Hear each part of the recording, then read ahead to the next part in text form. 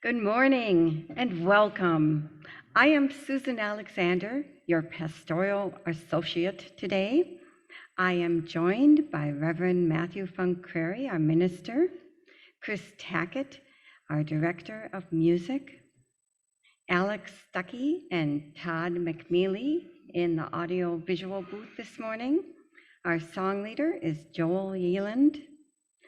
The president of our congregation is Aaron Eichelberger. Vincensky is our camera operator this morning.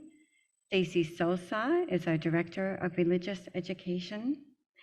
And a special thank you to our greeters and the welcomers who provide coffee and refreshment following the service. Thanks to everybody who has had a role in making today's service happen. Welcome to everyone here in person and those joining us online on Zoom. For those of you joining us on Zoom, please turn on your cameras. Are there people joining us on Zoom today? Yep, okay. Please turn on your cameras so that we may greet you if you wish. Let those of us who are here in person turn around in our seats and greet those joining us on Zoom.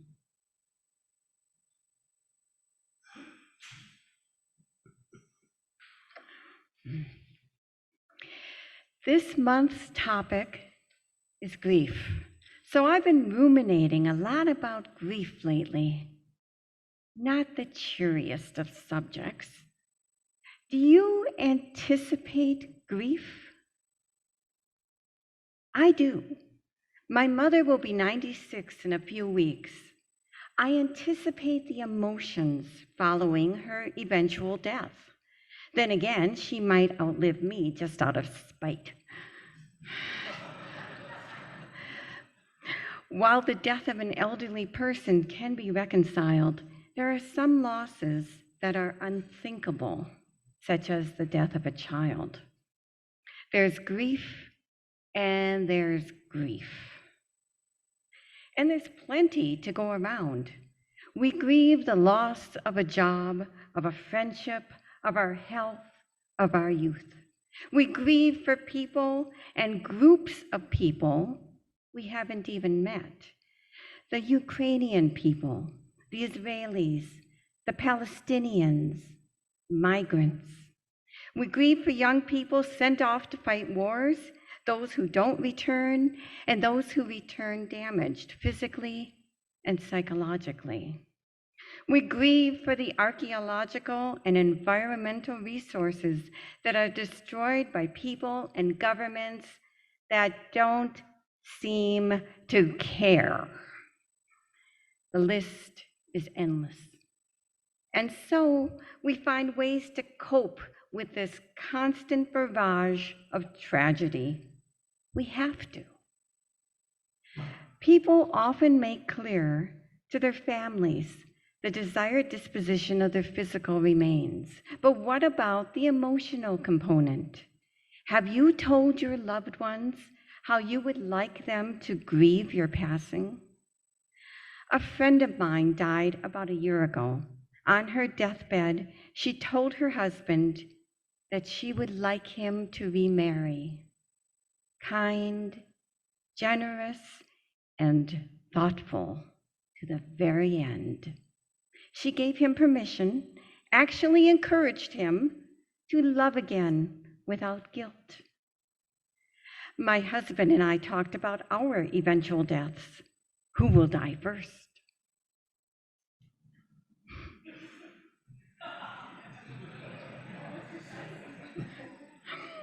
Are we weird, or do other couples do this? Okay.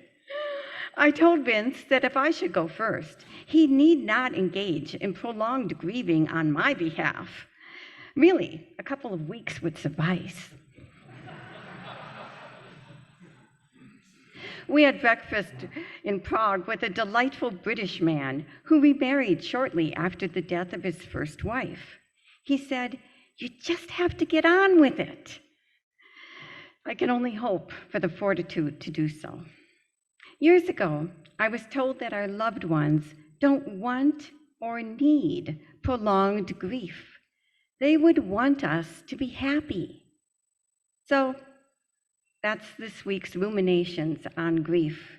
On that note, I will end with a quote from Joseph Campbell. Participate joyfully in the sorrows of the world. We cannot cure the world of sorrow, but we can choose to live in joy. Say yes to life. Say yes to all of it.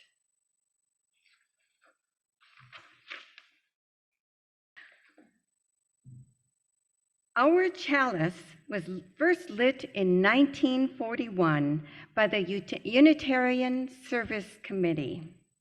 It was ignited then as a beacon to all fleeing injustice, all escaping violence, to millions of individuals and families running from war. And because of the dedication and the passionate action of those who lit that chalice, it became a symbol of shelter, compassion, and peace. We light it today as a beacon once again. Its light bids us, come a little closer. By your dedication, you will find shelter. Our forebearers beckon to us. Seek the heart of this faith and find the compassion to act. Our flaming chalice calls to us. Begin the path. Set out on the way together and move towards the day we realize peace, liberty, and justice for all.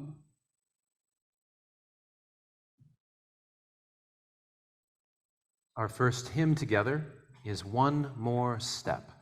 I invite you to rise in body or in spirit and follow Joel's lead and join your voices together.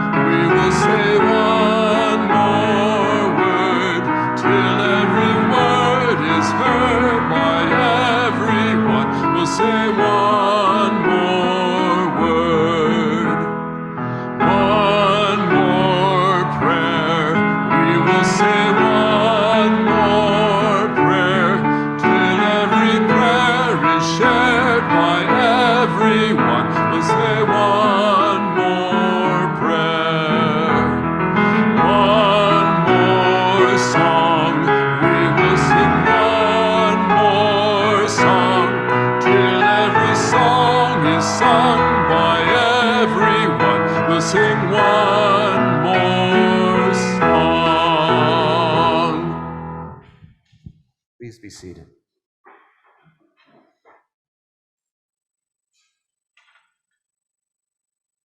On this good morning, the sun is shining and it's not getting any cooler, but that's okay.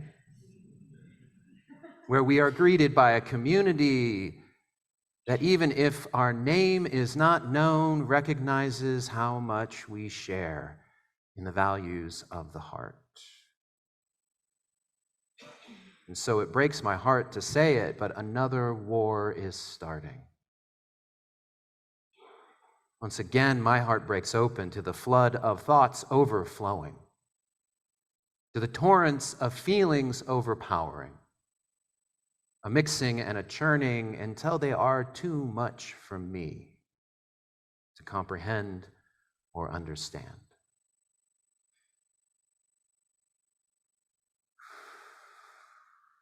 And so I seek community. and the warmth and guidance of elders and of ancestors. And I seek the foresight and the wisdom of leaders.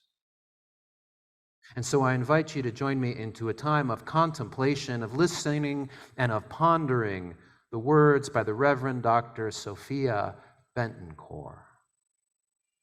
Elected Reverend Sophia last June to serve as the president of our associated congregations. We have called her to lead with great mind and keen heart and deep spirit. And last week she wrote regarding the conflict between Israel and Hamas.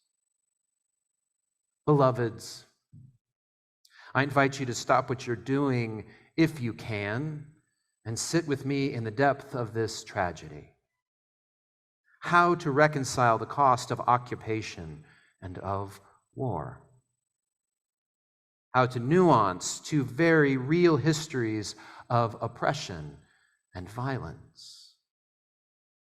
I am holding close the words of the UN Middle East peace envoy, Tor Wennesland, who said, "This is a dangerous precipice, and I appeal to all to pull back from the brink." We, as a people of faith, can condemn violence against civilians while at the same time engaging with the full legacies and histories of oppression that shape such devastating conflict. As a faith tradition, Unitarian Universalists have long worked for peace, and our principles and values call for the goal of peace and liberty and justice for all. And at the same time, we, Unitarian Universalists, have not engaged the tangled issues surrounding Israel-Palestine in community since 2018. And our last engagement resulted in severed relationships and deep pain. I pray for the people of Israel and Palestine. I pray for leaders around the globe who must respond to this latest flare of violence and the untenable ethical considerations that abound. I pray for Muslim and Jewish Unitarian Universalists who experience the impact of this long strife acutely.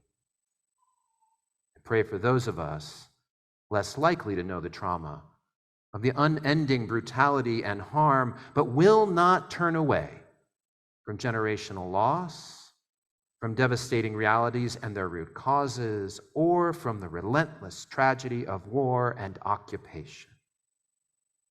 Be gentle with yourselves when you need to be, but do not turn away unless you must. We are one global family living tenuously on the same human-impacted earth. So let us center ourselves in justice as we call for peace.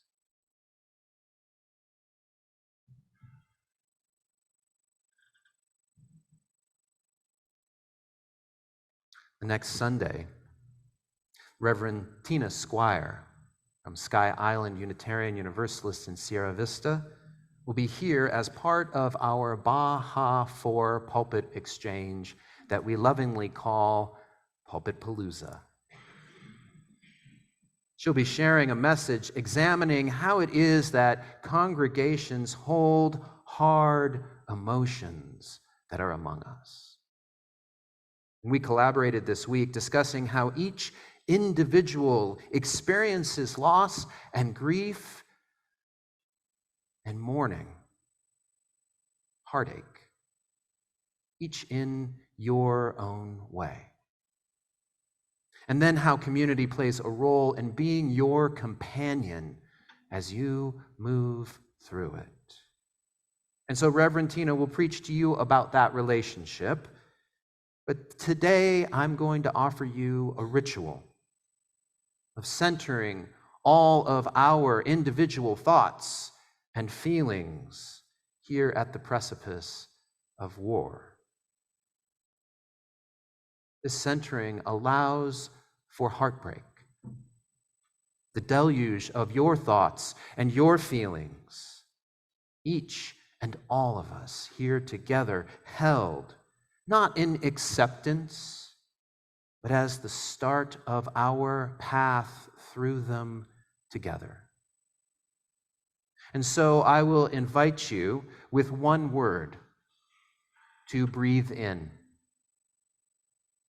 to hold the meaning, the purpose of that word within you, and then with another word to breathe out, like this: war, peace.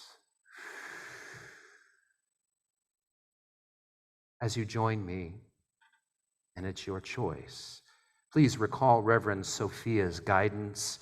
Be gentle with yourselves when you need to be, but do not turn away unless you must. Here in community, we hold the whole deluge of individual loss and grief and heartbreak. Here, among the chaotic swirl of our own thoughts and feelings, we find the company of kindred spirits, the guidance of experience and wisdom, and we create the space for one another to be centered. And so I invite you to breathe wherever you are, whenever you are hearing. Feel the warmth and the safety of community.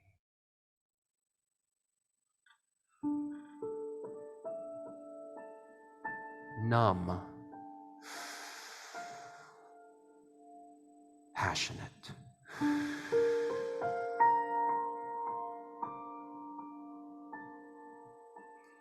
confused, clarity,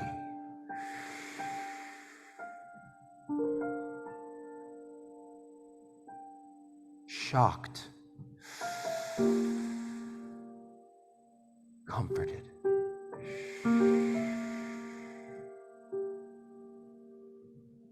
avoidance, encaged,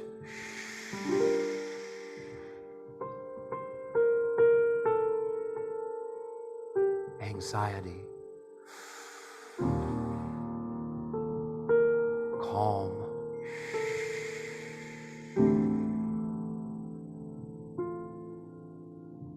dread, hope,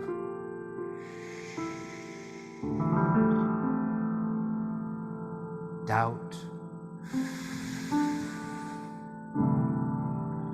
trust,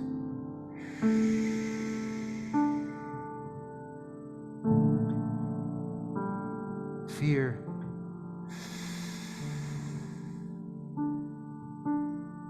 courage,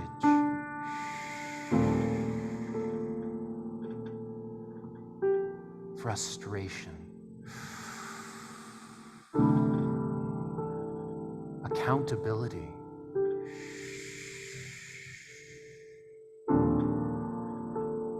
anger, justice,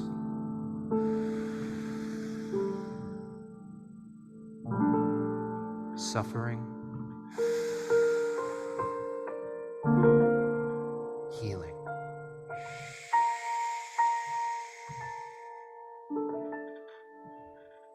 grief,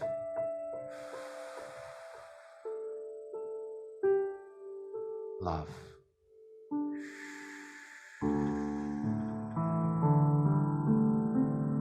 vulnerability, security,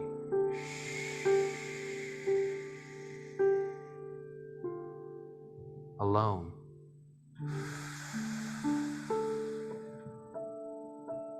community,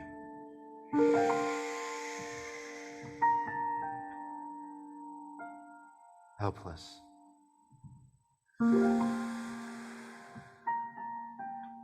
strengthened,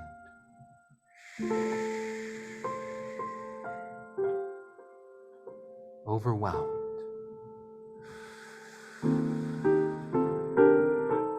empowered.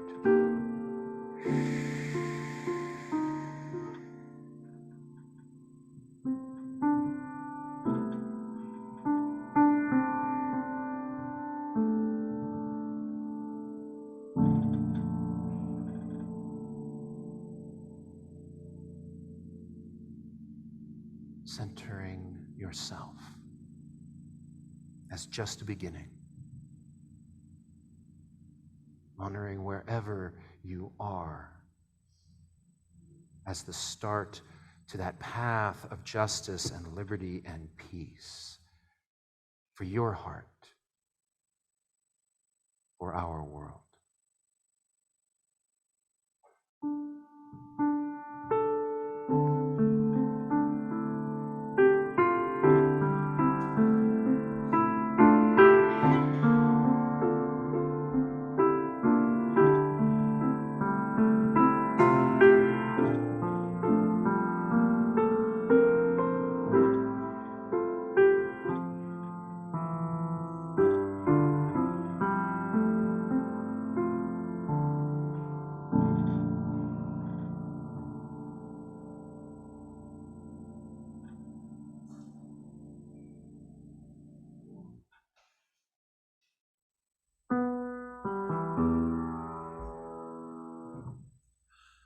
O death, O death, how bitter, how bitter you are. When one is prosperous and fears for his hand, and fears for his hand, gives peace for amidst his possessions, is free from care and sorrow, to whom all things in life give pleasure, and food still makes him glad.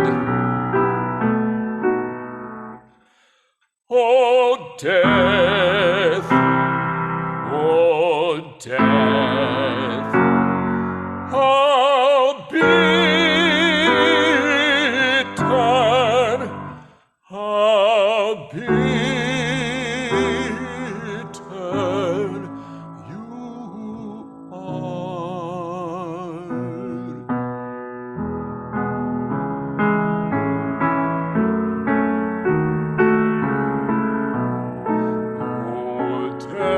Death, how welcome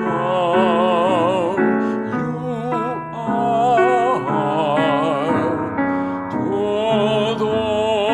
those with empty lives, who are old and feeble, who are mired in every care, not expecting nor hoping that any better days will come. O death, O death, how welcome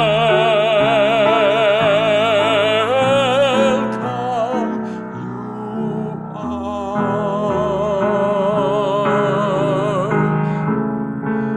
O death, how welcome you are.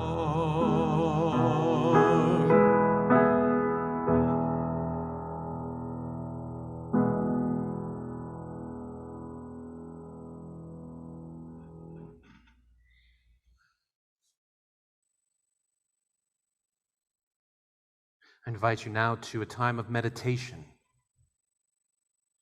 of breath and of rest here within this congregation. If you're here in this room or home on Zoom or joining us through a recording sometime in the future, I invite you to breathe once again, just as your body allows, in and out, and rest. As you settle into your rhythm, your body, feel all that is alive within you without concern or judgment. Wherever you are centered in this moment, allow yourself to be.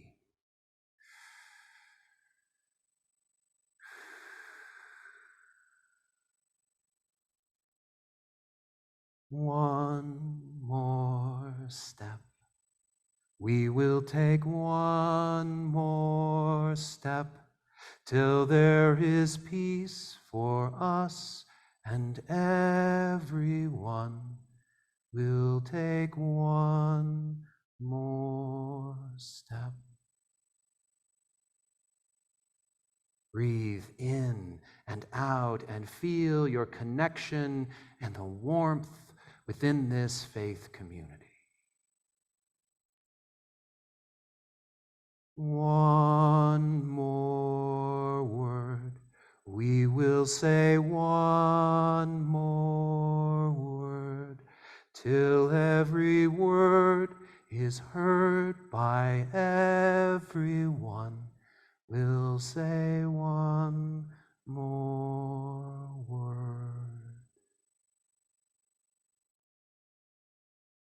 Feel your belonging. Feel your belonging. Feel your belonging here among these people. One more song.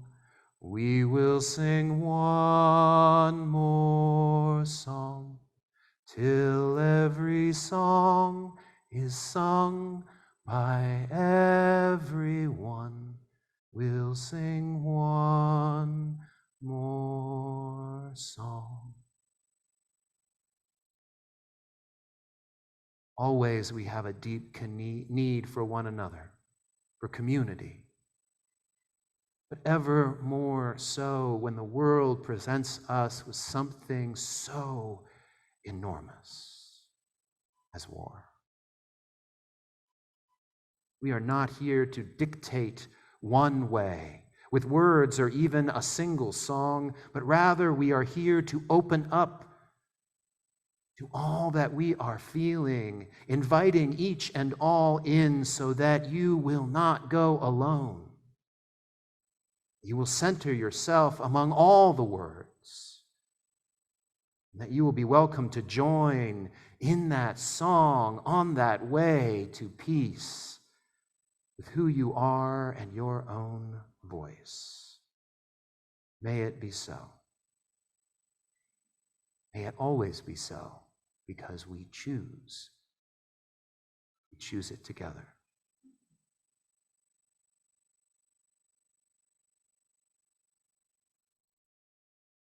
And now, Susan will introduce you to our new members.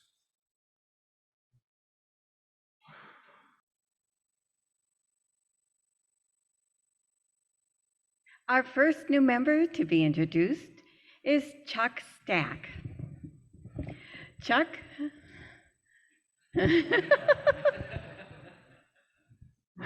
Chuck grew up in the Chicago suburbs.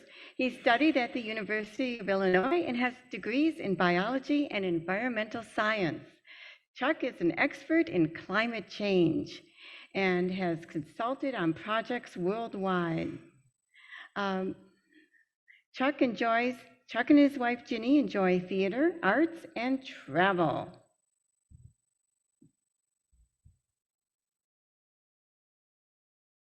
Next up is Ginny Stack, Chuck's wife. She grew up in the Detroit suburbs and experienced the 1968 race riots, Motown, and the beauty of spending time on the sandy shores of Lake Michigan. She has become an effective psychotherapist, and she has achieved her work and love goals. She has been a practicing therapist for the past 30 years.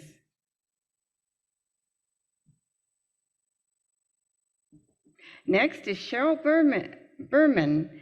Cheryl is originally from Detroit, Michigan, but has lived in Washington, Oregon, and California. She has a family of 5 children and 3 grandchildren. She still teaches biology at 2 universities. She volunteers at immunization drives and mentors first-generation college students.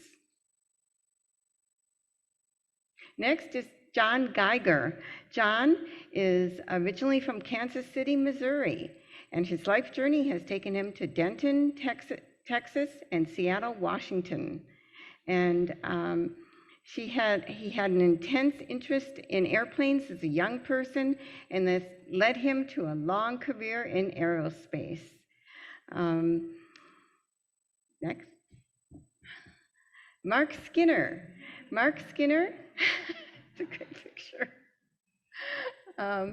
Mark Skinner and his wife have 5 children, and as you can see from the picture, some pretty cool animals. He is a science aficionado who is currently earning a doctorate in technology and innovation management. He is a retired combat veteran and who is seeking a life of peace and loving kindness for the environment and fellow humans. Milana Skinner is Mark's wife and is a mother to 5 children. With her husband, she has traveled to Japan, Italy, North Carolina, Korea, Maryland, and Florida. And now that Mark is retired, they are here in Tucson. They hope to sell their home in a few years and travel in our RV. Milana has earned her master's in nonprofit management and is currently finishing up a second master's degree in business administration. And those are our members, our newest members.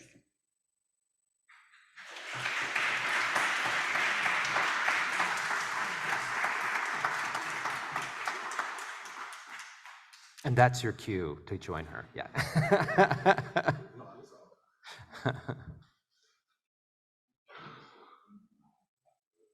So along with Aaron Eichelberger, our congregational president, we celebrate today that Ginny and Chuck, Mark and Milana, Cheryl and John will be joining Mountain Vista Unitarian Universalist Congregation. Membership represents a promise to new members and to members long-standing as well. We make that covenant among ourselves, with one another, and of course, to the world.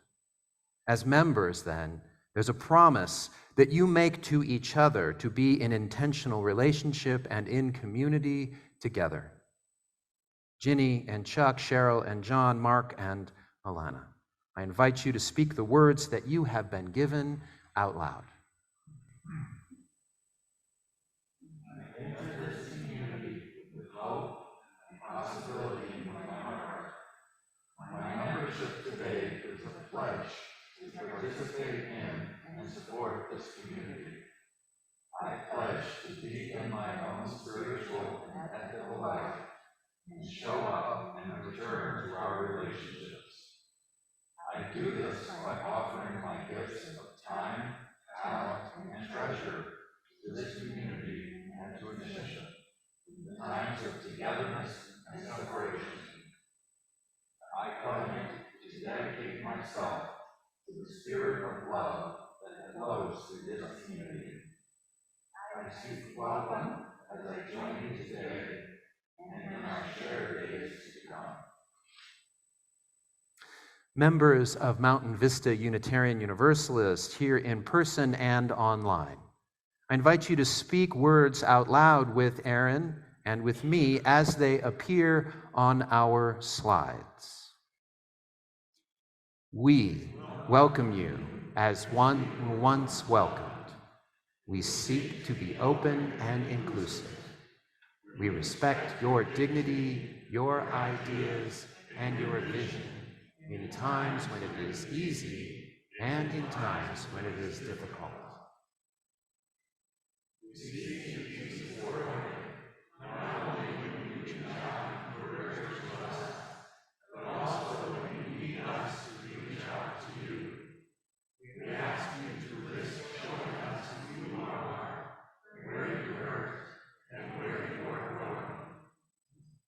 In return, we ask you to recognize our humanity. We will not always live up to our ideals. And when we fall short, we invite you to stay in relationship with us and help us live more fully to our commitment to love. Having been welcomed. No, you're good. Having been welcomed by your peers, this is time to sign your name in the membership book. Your names mark your choice to take responsibility of our community and our mission of open-hearted engagement, courageous love, and inspiring transformations.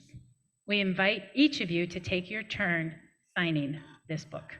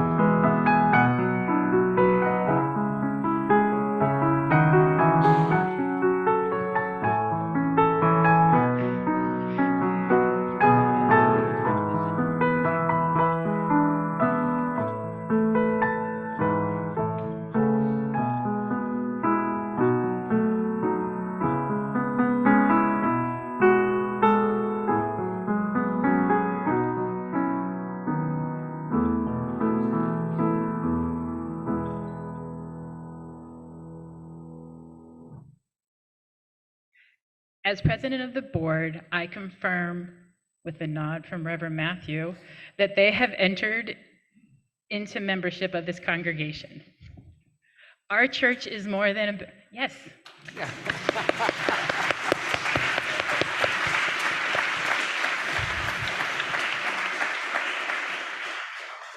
Our church is more than the building, more than a minister. It is all of us. We rely on all of us to continue our free and responsible search for truth and meaning. In honor of that, the Community Connections Committee would like to offer you these gifts. A gift certificate to the Unitarian Universalist Association's online bookstore, where we hope you find something there that nourishes you at this time on your path. Which we'll be sending later today. Yes, we're sending those electronically. There's a caveat on that one.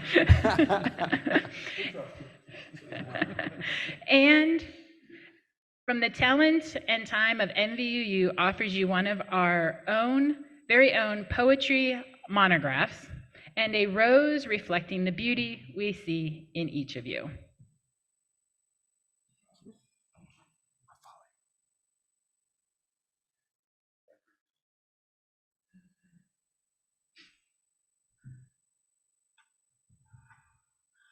Thank you.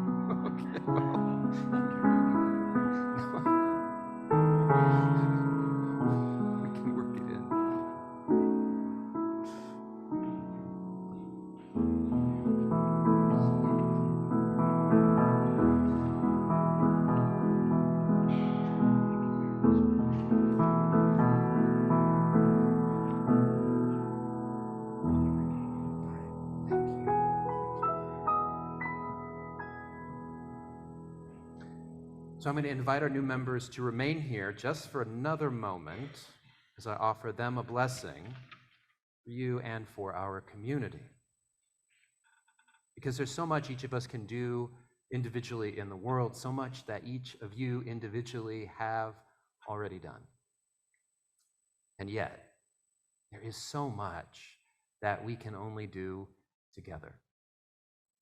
Together, through our combined support and dedication, we discover the meaning of peace and liberation and justice. One more step. We will take one more step till there is peace for us, and everyone will take one more step. And so we begin again today, as we do whenever we welcome new members and we renew our community of faith, and in this way we bless one another. May it be so. Welcome.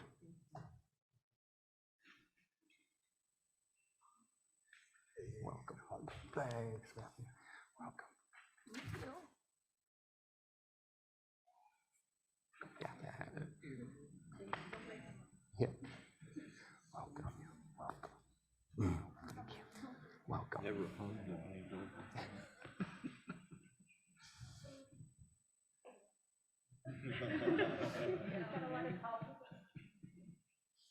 Our newest members of Mountain Vista Unitarian Universalist.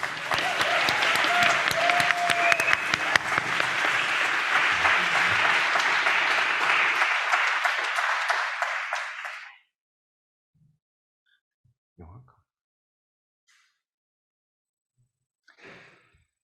And now we will sing together the MVU Covenant song, because we renew our covenant every time people come and feel that sense of belonging. I invite you to rise in body or in spirit and join your voices together.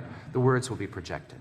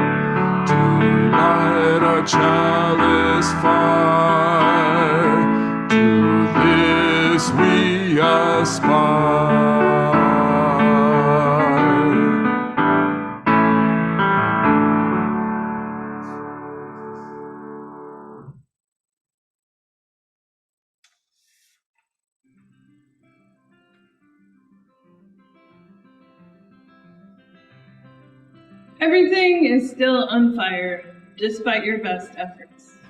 In addition to living, it is clear that fire or not, you must level up in what it means to thrive. Right now, that means wrestling with the truth in the fact that everything is not all your fault. I am sorry that everything is still on fire. Once hate catches the winds of "not my problem" blow, and the blaze is hard to stop. But hard is not impossible. Not yet is different than never. You, in community, have an answer. You have a response to systems of power and control and to the cost of suffering. You and your community together are the answer. You are not only a people of flame, but also a people of cold, clear truth. You know both where you fall short and where you flourish, and where you still reach. Everything is still on fire, but all is not lost. You remain more nimble than steadfast, more unshakable than swayed by the latest rage. You are here to put out the ravenous flames and heal the world. Enough is enough.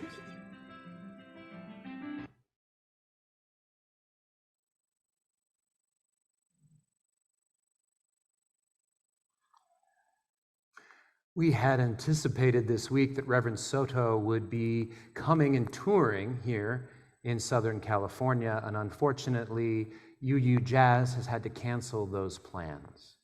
So we share this, and of course, their other works here at our church with great joy, and a little bit of sadness that we'll miss out this week. If you're curious, though, about how you can join in their presentation virtually, please just ask me or look out for those emails by UU Jazz. Before I get into a brief reflection this morning, I need to acknowledge inclusivity. You see, in our service so far, I've sung One More Step and invited you to do the same. About this song, UU minister and musician Reverend Kimberly DeBus writes, "The sentiment is good and righteous and motivating. It's Frederick Buchner, wow, stumbling over the words this morning. It's Frederick Buchner's There Can Be No Peace and Joy for Me Until There Is Peace and Joy for You." And so I must acknowledge that in the first verse, the language is not inclusive. One more step is a metaphor for acting on plans, for moving forward, for personal growth, and yet it relies on the image of walking, of physically taking a step to convey that particular meaning, which is not inclusive of all of the experiences and the lives of the people this congregation seeks to serve. And so I've been learning here among you, and I always want to reflect back what I'm learning among you. That being inclusive is imagining that everyone is already here, already among us, present to our congregation. It is being open to and welcoming many different lives, many different experiences, many thoughts and feelings that may or may not already be here. So I will freely admit, I didn't hear the language in that first verse. I didn't hear how it was not inclusive when I suggested it to Chris this last week that we sing it this morning. I didn't hear it later when I planned to sing it to you all. It was only in the wee hours of this morning, when I woke singing the song in my head, with my eyes closed in the dark and listening to it, that I heard that even with its good and righteous motivation, that when it excludes anyone's experience, the song itself becomes an obstacle to its rich meaning. There can be no peace and joy for me until there's peace and joy for you. It's an inclusive invitation expressed in exclusive language. There are times when I have not been invited into spaces. It's rare.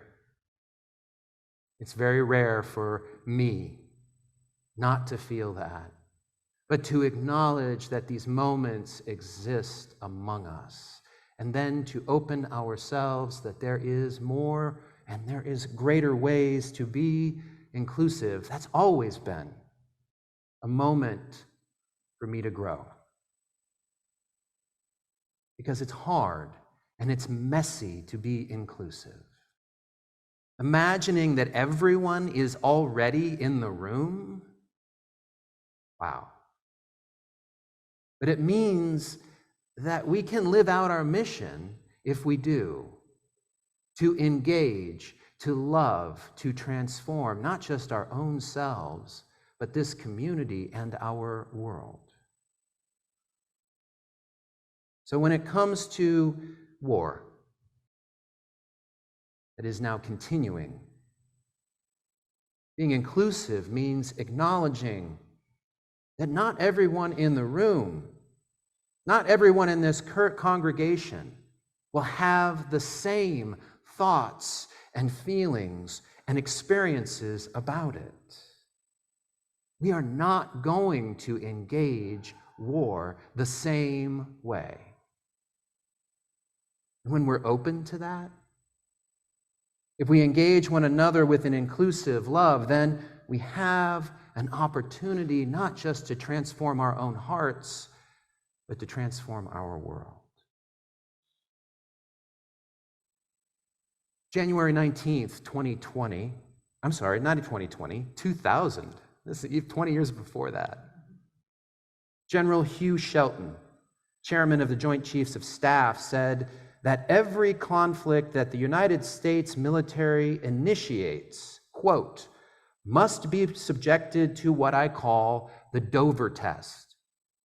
Dover test. He goes on, is the American public prepared for the sight of our most precious resource, coming home in flag-draped caskets to Dover Air Force Base in Delaware, which is the point of entry for our armed forces?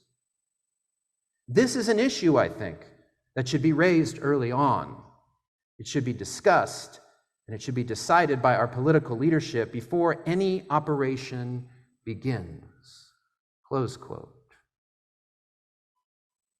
Dover Air Force Base houses the United States Military Center of Mortuary Affairs.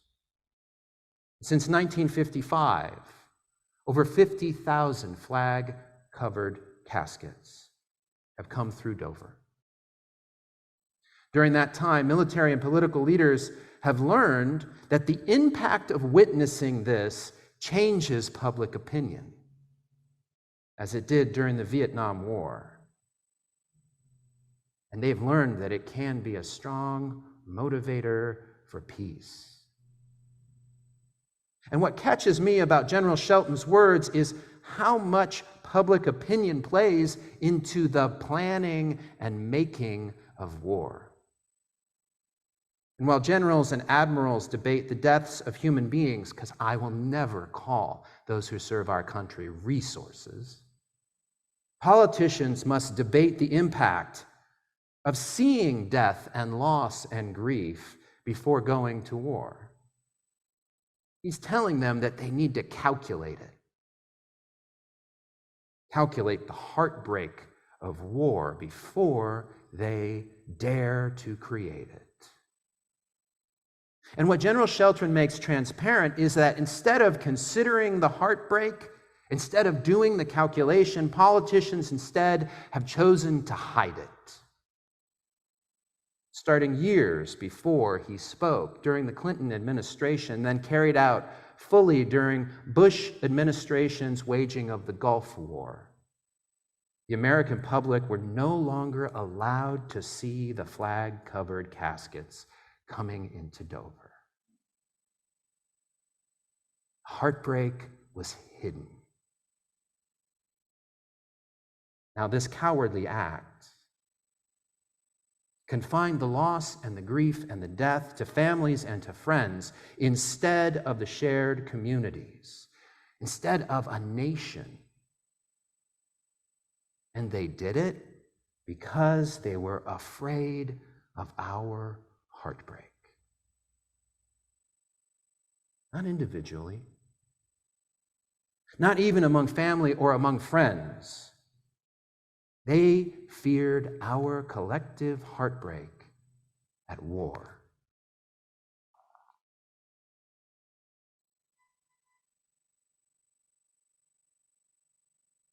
We are so privileged to gather in moments like this when the world is plunged into chaos, says Leonard Cohen. Ring the bells that still can ring. Forget your perfect offering. There is a crack in everything. And that's how the light gets in. Prelude to his song anthem. There are cracks here among us. There are broken hearts here among us. And I don't have to know if you are pro or anti-war, Israeli or Hamas, liberal or conservative, because I know for certain all of it's here among us. And I know for certain that our hearts are breaking. And they are so right to fear it. They are so right to fear our heartbreak, because what it breaks us open to is one another. It breaks us open to so much of our humanity that we are so distanced and separated from every single day. Humanity that's hidden from us, like they try to hide the heartbreak of war. I don't need to know. I don't need to know where every single one of you is centered to know that our collective hearts are breaking, and that unites us. It unites us with so many people outside of these doors, whose politics are different, whose beliefs are different. It unites us. And they're right to fear it. And it also sheds light on the future. This crack breaks us open not only to this moment and the heartbreak that we are experiencing, an experience we would not wish on our worst enemies. It makes us united with our worst enemies. And it gives us power to begin to end the heartbreak for all the future generations. Not now does not mean impossible. It just means not now. The path to peace is not short. It is not easy. It is messy, and it is inclusive. And it is ours to claim if we begin with our heartbreak. Unitarian Universalists have tried this before. We've argued and we've sought the perfect words, so much so that we have hurt one another. Not again. Now we begin with the broken hearts. The reality that it does not matter where you come down on this conflict, this violence, this war, hurts us all.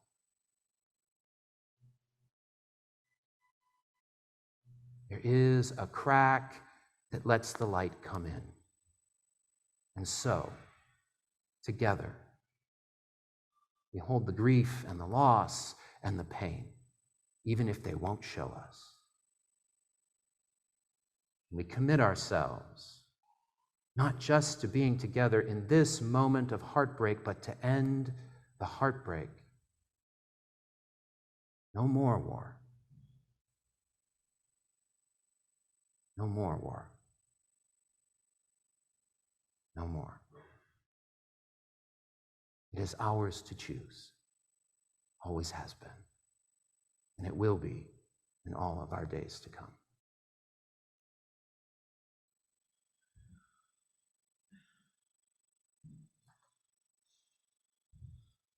I invite you to rise, join your voices together for our final hymn, For the Earth Forever Turning. Please rise in body or in spirit.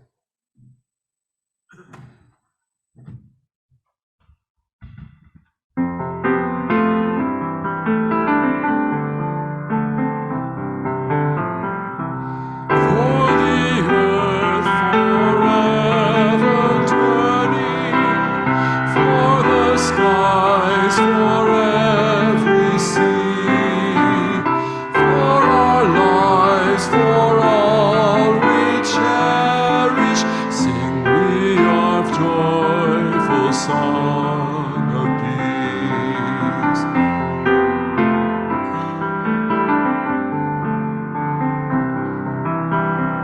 For the mountains, hills, and pastures, from their silent majesty, for the stars o'er all the heavens, sing we our joyful song of peace.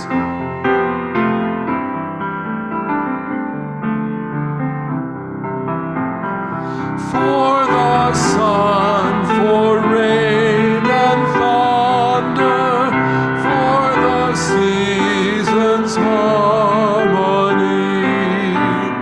for our lives, for all creation, sing we our joyful praise to thee.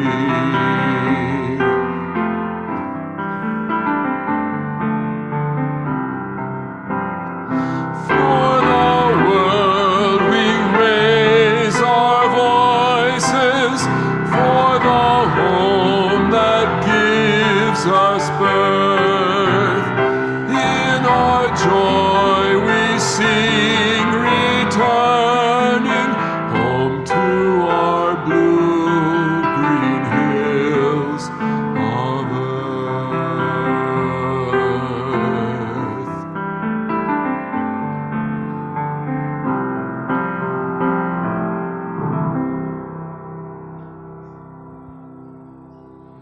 Please be seated.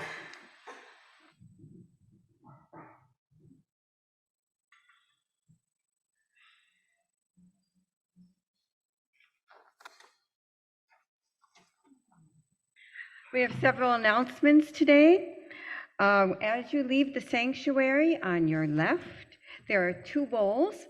There's a wooden bowl for your gifts for MVUU and a woven basket for your donations to UU Jazz. Alice Bath will be teaching Intro to Tarot today. There's a fall cleanup coming up. There will be a general cleanup outside of the church on Saturday, November 4th, starting at 8 a.m. We will be trimming vines and bushes as well as cleaning up the parking lot. Please join us to make our church ready for the upcoming year.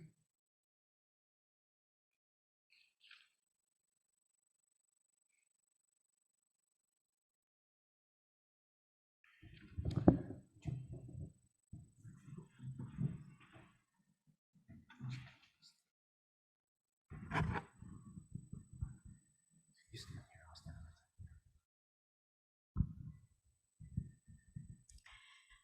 this. This is by the Reverend Dr. Becky Edmondson Lang, mindful of our highest aspirations. Mindful of our highest aspirations, bound by common faith and purpose, and yet, beginning with ourselves as we are, let us take one more step together in our unending quest for dignity, justice, and love. Amen.